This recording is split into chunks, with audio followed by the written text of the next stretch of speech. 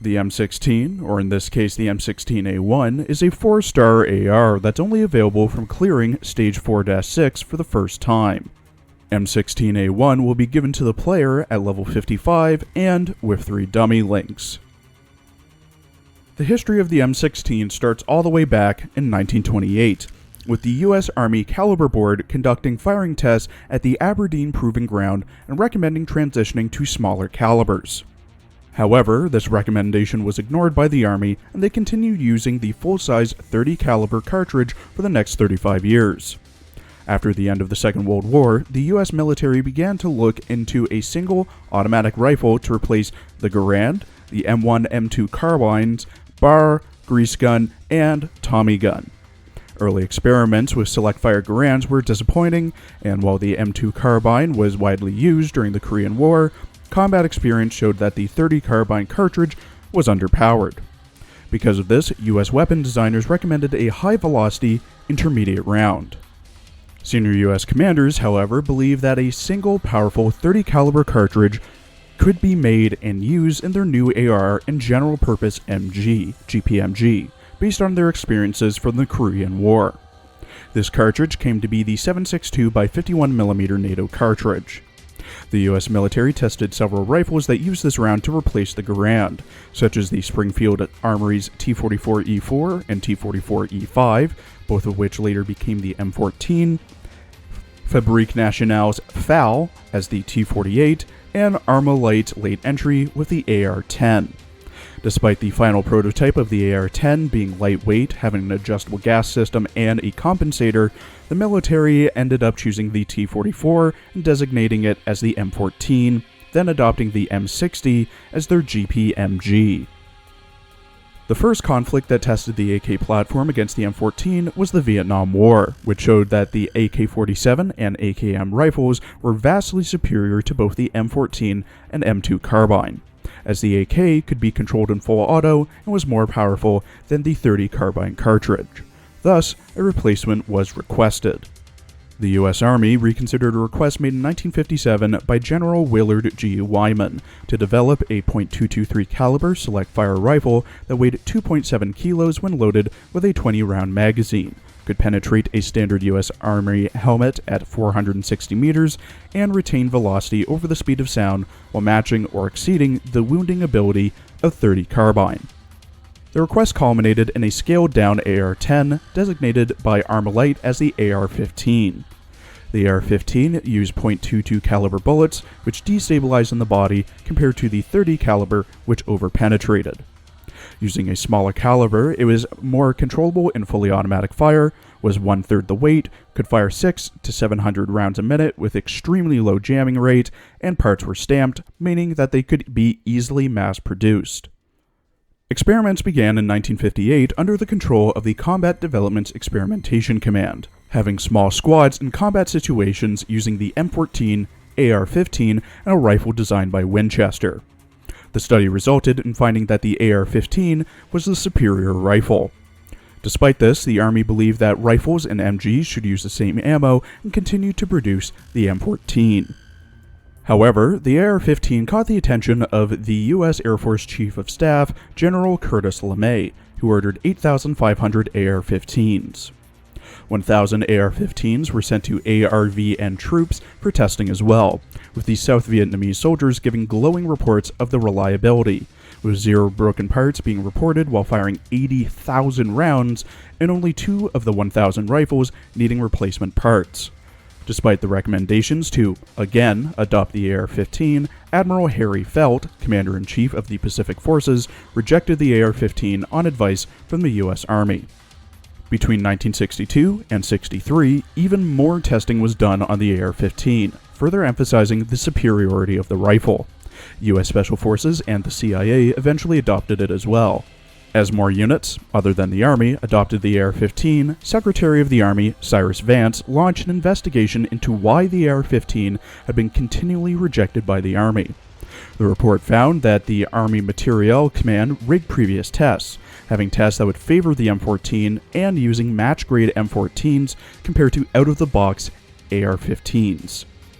In January of 1963, Secretary of Defense Robert McNamara concluded that the AR-15 was the superior weapon and stopped the production of all M14s. The Army was allowed to add modifications, such as adding the manual bolt closure in case a round failed to seat properly, but realistically it was more so added for comfort than actual use. Other modifications, such as moving the charging handle, was also made.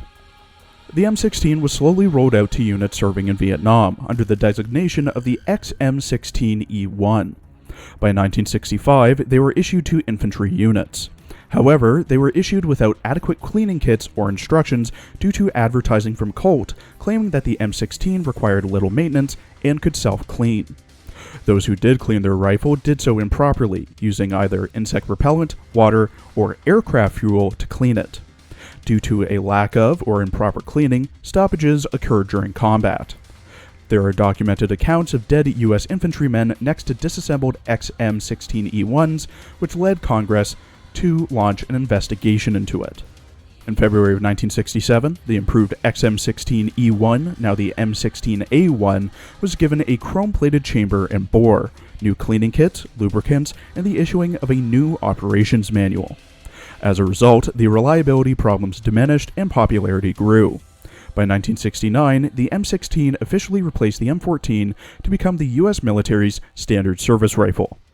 The original M16 was equipped with a triangular handguard, buttstocks with nowhere to store the cleaning kit, a 3-pronged flash suppressor, full auto, and no forward assist. Early variants had a chrome-plated bolt carrier, while later ones had a Parkerized one. The XM16E1/M16A1 is essentially the same as the M16, but has the addition of the forward assist and the charging handle has been moved. The 3-pronged flash suppressor was replaced with a birdcage one due to the prongs often catching on twigs and leaves. Chrome-plated chambers and bores were also added, as well as a storage compartment for a cleaning kit. The M16 is a gas-operated closed rotating bolt assault rifle, which fires the 5.56 by 45mm NATO cartridge from a standard 20 or 30 round magazine, though they can fire up to 60 and 100 round magazines at a rate of 700 to 800 rounds per minute to a range of 550 to 800 meters. Inner character art drawn by Lowlight, yes, the same Lowlight who founded Hypergrip and made Arknights. M16 wears a khaki button-up collared shirt with a strap across her breasts, a black to red tie, Honeywell Impact Sport headphones around her neck, a black eye patch with yellow cracks on it, a loosely worn jacket with a yellow stripe at the bottom, a yellow AR team armband on her upper left arm, black pleated skirt with white top, black ribbon around her right wrist, mismatched length black socks, a knee pad on her right knee, and black and yellow boots. Both of her hands appear to be mechanical. She holds 2 objects, one in each hand. In her right hand, she holds the strap of a large box which is partially covered in black cloth, has an AR team logo on it, and a G&K logo. The box may be a gun case, but we'll get to that next week. In her right hand is her M16A1, which is a standard Vietnam-era M16A1. In her voice lines, voiced by Yamane Nozomi, who also voices Javelin, Pennsylvania, and York in Azure Lane, M16 enjoys drinking and cares for her sister, M4. チキンはお酒のつまみにちょうどいいんだよな。楽しみだ。たまには補充しなきゃな。人もビールも。私宛てのプレゼントはお酒がいいな。おかえり。一杯付き合ってくれるか？お？ハロウィンってこういう日だったのか？お酒のつまみにならないのはちょっと残念。よーし、さっさとミッションをクリアして飲むぞ！戻ったぞ指揮官。ビールの用意はできてるか？うっしゃー！今夜は祝杯だ！朝まで返さないぜ！もう新年か？指揮官、一杯付き合おうか。おや？指揮官。やっと私の素晴らしさに気づいてくれたのか？だが、ちょっと近すぎて慣れないぞ。とりあえず、このことを妹の M4 に伝えてきていいか？やめてくれ M4。私なら平気だ。私の趣味？ジャック・ダニエルさ。指揮官、私はいいけど、私の妹たちには触んなよ。今だ M4! 私の動きをよく見てろ。七夕か。短冊書かないとな。ずーっとお酒飲めますようにっと。M16's main role, despite being an AR, is to stun enemies with her skill and to tank attacks. Her tiles only affect SMGs, increasing their evasion by 12% and firepower by 10%. She's best placed on tiles 4, 5, or 6, but can be placed on tiles 1, 2, 7, or 8 if you don't mind losing half your tiles. And realistically, she's going to be on tile 6 most of the time. At level 10, her skill, which is typically found on SMGs, Stun Grenade, has M16 throw a flashbang that stuns enemies within a 2.5 unit radius for 4 seconds. This has a 5-second ICD and 16-second NCD. When fully linked, enhanced, and at level 100, M16 has 121 HP per link for a total of 605, consumes 60 ammo and rations, deals 47 damage, has 44 evasion, 46 accuracy, 75 rate of fire, 10 move speed, a 20% crit rate, and deals 150% damage on a crit. M16 is able to equip HV ammo, microchips, body armor, and exoskeletons, and is unique in the fact that she's able to equip body armor as well as having 2 body slots to equip microchips, body armor, and exoskeletons.